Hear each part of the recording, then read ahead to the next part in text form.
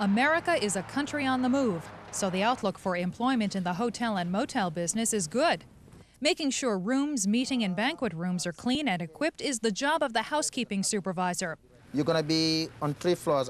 This position is sometimes called an executive housekeeper and involves many management duties such as hiring, training and firing staff, ordering supplies and maintaining a budget. You're just going to have your regular quota.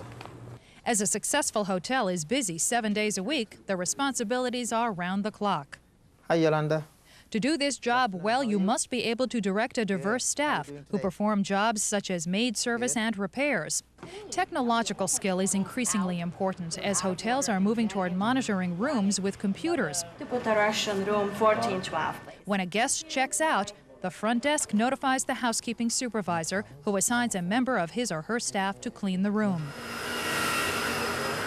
In the past, people worked their way up the ladder in the hotel business, and it was possible to become an executive housekeeper based on experience rather than education.